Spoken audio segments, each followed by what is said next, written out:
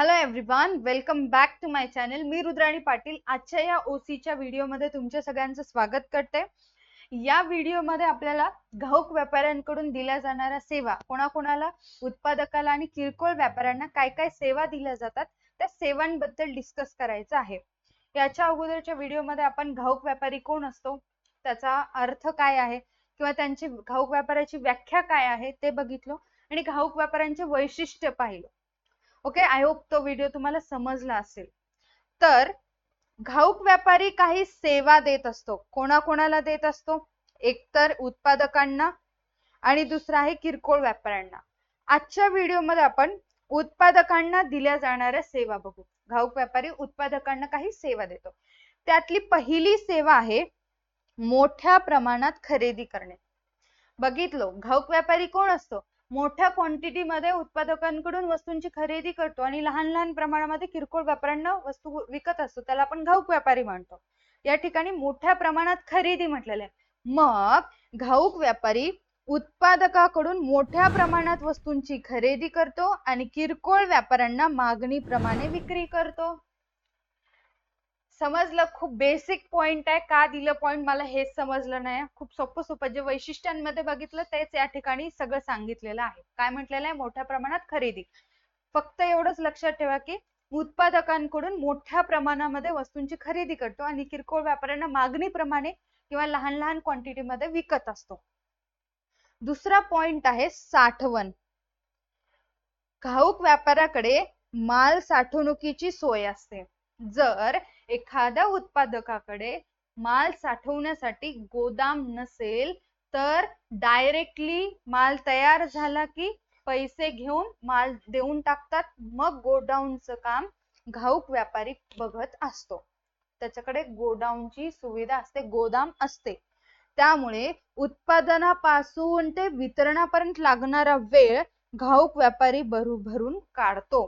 म्हणजेच की उत्पादन झालं, वस्तू गोडाऊन मध्ये आल्या, गोडाऊन मध्ये वस्तू काही दिवस राहिला की ते लगेच वितरण सुद्धा करत असतो. थर्ड पॉइंट आहे वाहतूक. थर्ड पॉइंट काय? वाहतूक. घाऊक व्यापारी उत्पादनाच्या ठिकाणापासून मागणीच्या ठिकाणापर्यंत मालांचा पुरवठा करतो. आता इथे नीट समजून घ्या, घाऊक व्यापारी काय करतो तर उत्पादनाच्या ठिकाणाहून या फॅक्टरी मधून ते आपल्या बिझनेस मध्ये, आपल्या गाडीमध्ये वस्तू आणतो आणि मागणी आली की आपल्याच गाडीमध्ये वस्तू किरकोळ व्यापाऱ्यांपर्यंत पोहोचून टाकतो. म्हणजेच वाहतुकीचं काम सुद्धा घाऊक व्यापारी करत असतो. ओके. तिसरा आहे, आणखीन काय सेवा उत्पादकाला देतो? आर्थिक सहाय्य.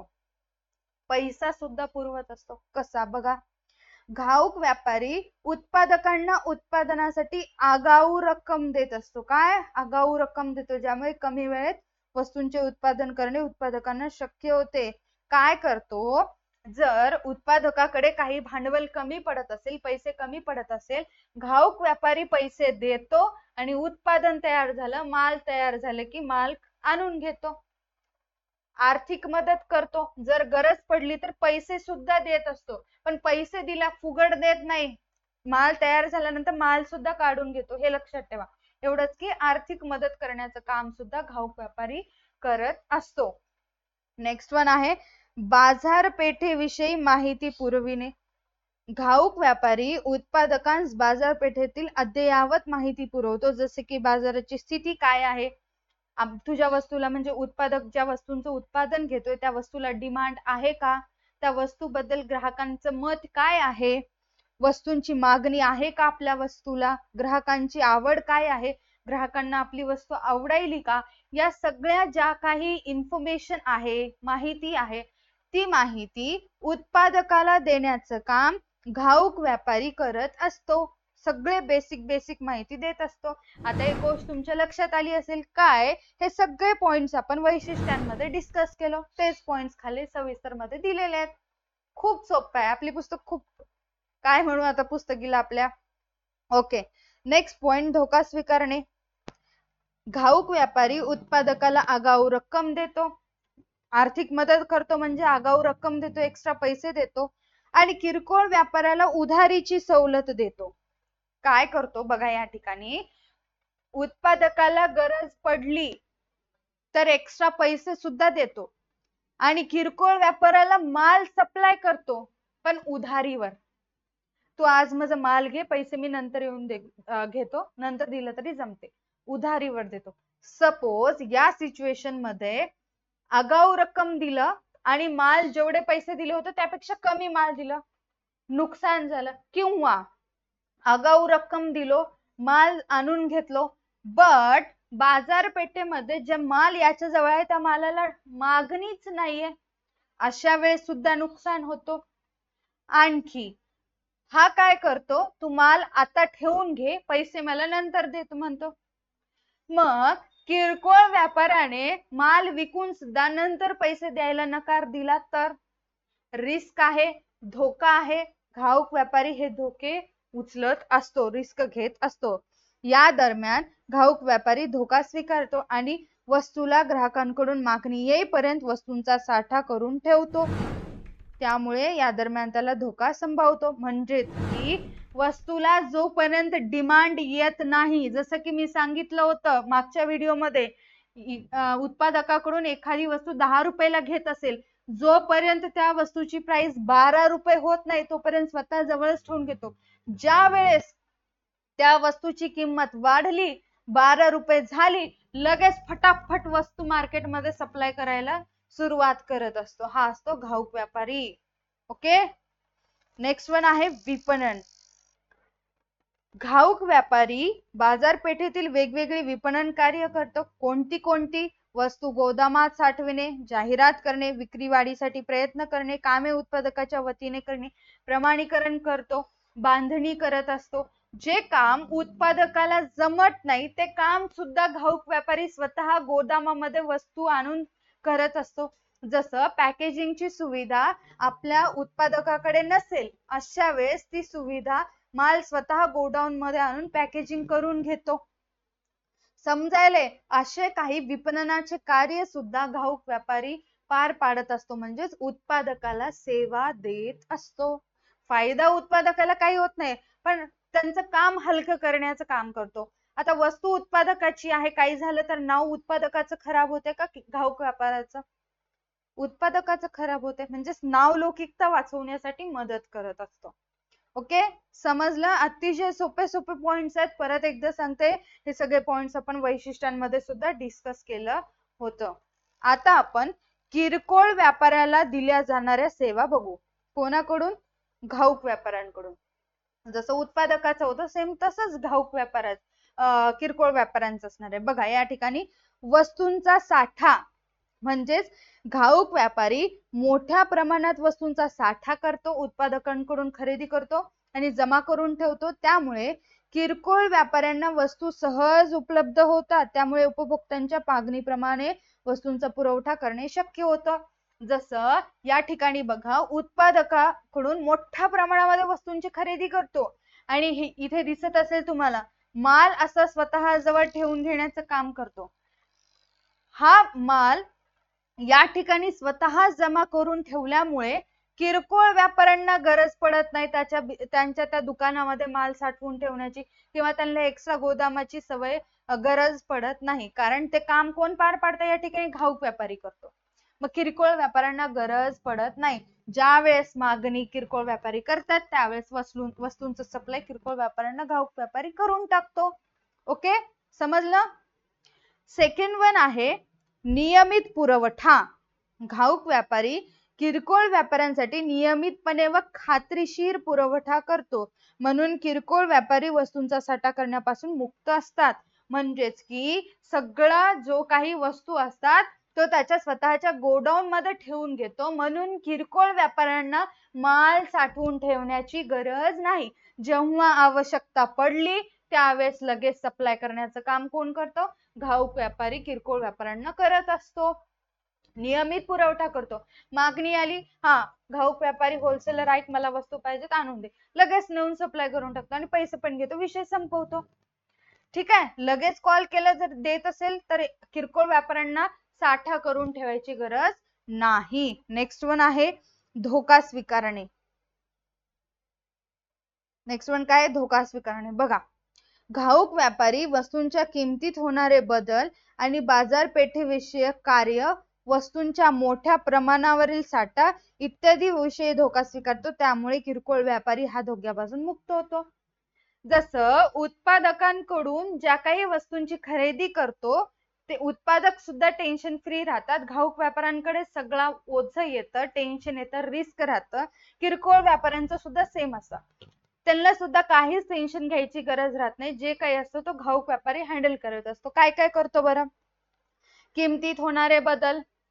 या ठिकाणी मी सांगितलं होतं, घाऊक व्यापारी जर उत्पादकांकडून एखादी वस्तू 10 रुपयाला खरेदी करत असेल आणि तो मालाला चांगली किंमत येईपर्यंत आपल्या या गोडाऊन मध्ये साठवून ठेवत असेल, पण खूप दिवस वाट बघला, त्या वस्तूला डिमांड येतच नव्हती किंवा त्या वस्तूची प्राइस वाढतच नव्हती, अशा वेळेस त्या वस्तू 9 रुपयाला सुद्धा घाट्यामध्ये तोटा होऊन सुद्धा वस्तू विकत असतो. हे सुद्धा मोठं रिस्क आहे. मोठ्या प्रमाणामध्ये तोटा होतो कारण त्याच्याकडे क्वांटिटी जास्त असते. समजायले? 10 रुपयाला वस्तूंची खरेदी केला, गोडाऊन मध्ये आणून ठेवला, त्याला वाटलं की भविष्यामध्ये कदाचित 10 रुपयाचे 12 रुपये पण होऊ शकतात, 2 रुपये फायदा होऊ शकतो, वस्तूची किंमत वाढू शकते. पण असं झालंच नाही. वस्तूची किंमत वाढलीच नाही. ग्राहकांना वस्तू आवडतच नव्हती. म्हणून उलट 10 रुपये ऐवजी 1 रुपये मायनस मध्ये 9 रुपयाला ती वस्तू विकून टाकू लागला. नुकसान झालं, धोका झाला.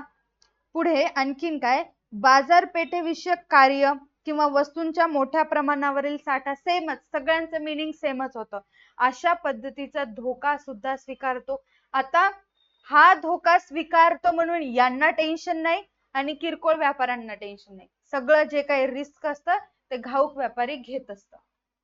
ओके, नेक्स्ट वन पॉइंट आहे आर्थिक मदत. बघा, सेमच पॉइंट आहेत. वरी जे आपण उत्पादकांबद्दल बघितलं सेवा आणि किरकोळ व्यापारी सेम पॉइंट आहेत. घाऊक व्यापारी उधारीची सवलत तसेच सूट देऊन किरकोळ व्यापाऱ्यांना आर्थिक मदत करतात. त्यामुळे किरकोळ व्यापाऱ्यांच्या खेळत्या भांडवलात वाढ होते. म्हणजेच की हे काय करतात? आगाऊ रक्कम उत्पादकाला देतात आणि त्याचबरोबर उधारी सुद्धा किरकोळ व्यापाऱ्यांना देत असतात. यामुळे किरकोळ व्यापाऱ्यांना फायदा होतो, खेळतं भांडवल जमा होतं आणि पैसे आले की पैसे परत करतात. जर काही किरकोळ व्यापारी पैसे उधारीवर घेऊन सुद्धा, माल उधारीवर घेऊन सुद्धा पैसे दिले नाही, अशा वेळेस धोका कोणाला होतो? घाऊक व्यापाऱ्यांना होतो. म्हणजेच एवढंच लक्षात ठेवा, घाऊक व्यापारी जसं उत्पादकांना आर्थिक मदत करतो त्याचप्रमाणे किरकोळ व्यापाऱ्यांना सुद्धा आर्थिक मदत करण्याचं काम करत असतो. कसं? उधारीवर वस्तू देतो, पैसे नंतर द्या म्हणून सांगत असतो. नेक्स्ट वन आहे बाजारपेठ विषयी माहिती. विविध वस्तूंची बाजारपेठेविषयीची माहिती घाऊक व्यापारी देत असतो. ही माहिती नवीन उत्पादनाचे नवनवीन प्रकार, नवीन योजना, अस्तित्वात असलेल्या वस्तू इत्यादी संदर्भात असते. त्यामुळे घाऊक व्यापारी किरकोळ व्यापाऱ्याला वस्तू खरेदी केव्हा करायची, कधी करावयाची याबद्दल मार्गदर्शन सुद्धा करत असते. जसं आपण उत्पादकांना दिल्या जाणाऱ्या सेवांमध्ये बघितलं, घाऊक व्यापारी उत्पादकांना पण काहीतरी माहिती देत असतं. ठीक आहे, काहीतरी म्हणजेच काय? वस्तू ग्राहकांना काय पाहिजे, किरकोळ व्यापाऱ्यांना काय पाहिजे, हे सगळी माहिती उत्पादकाला देत असतो. इथे फायदा होतो यांना. त्याचप्रमाणे बाजारपेठेविषयीची माहिती घाऊक व्यापारी किरकोळ व्यापाऱ्यांना सुद्धा देत असतो. काय देत असतो? ऐक बाबा, तुझ्या चांगल्यासाठी सांगायलो मी, तू आता तुझ्या दुकानामध्ये ही वस्तू आण, फटाफट वस्तू विकून जाते, ह्या वस्तूला डिमांड आहे, तू हे वस्तू खरेदी कर, असं त्याचं हित बघत असतो. म्हणजेच बाजारपेठेविषयीची माहिती सांगत असतो. केव्हा खरेदी करायची, कशी खरेदी करायची, ही सगळी इन्फॉर्मेशन किरकोळ व्यापाऱ्याला देत असतो. त्याच्यानंतर आहे विक्रय वृद्धी. विक्रय वृद्धी म्हणजेच विक्रीत वाढ होणे. ज्यांचं मार्केटिंग आहे त्यांना चांगलंच माहिती आहे. ओके, तुम्हाला 12वीला पण बघायला मिळते, मी एक्सप्लेन करेल त्यावेळेस. ओके, घाऊक व्यापारी उत्पादित मालाची जाहिरात करीत असतो. आता एक गोष्ट लक्षात घ्या, विपणन हे कार्य सुद्धा उत्पादकांना उत्पादकांच्या सेवामध्ये आपण विपणन सुद्धा बघितलं. विपणनामध्ये जाहिरात, ऍडव्हर्टाइजमेंट सुद्धा केलं जातं. म्हणजेच घाऊक व्यापारी उत्पादित मालाची जाहिरात करतो आणि त्यामुळे वस्तूंच्या विक्रीत वाढ होते. परिणामी किरकोळ व्यापाऱ्यांची विक्री वाढते. बघा, ऍडव्हर्टाइजमेंटचं काम घाऊक व्यापारी करत असल्यामुळे उत्पादकाला फायदा झाला, त्याचप्रमाणे किरकोळ व्यापाऱ्याला सुद्धा फायदा होतो. याने ऍडव्हर्टाइजमेंट केली म्हणून याला ऍडव्हर्टाइजमेंट करायची गरज नाही. समजायले? म्हणजेच की जी ऍडव्हर्टाइजमेंट करायची होती याने केली, याला फायदा झाला की याला लगेच फायदा होतो, कारण हाच माल पुढे किरकोळ व्यापाऱ्यांना सप्लाय करणार असतो म्हणून. ओके, समजले? खूप सोपे सोपे पॉइंट होते. आय होप तुम्हाला सगळे पॉइंट कव्हर झाले असतील. जर एखाद्या पॉइंट मध्ये डाऊट असेल तर नक्की कमेंट सेक्शन मध्ये कमेंट करू शकता. आजच्या व्हिडिओसाठी एवढंच. भेटूयात अशाच एका न्यू व्हिडिओ मध्ये. Tata bye bye, take care, stay connected.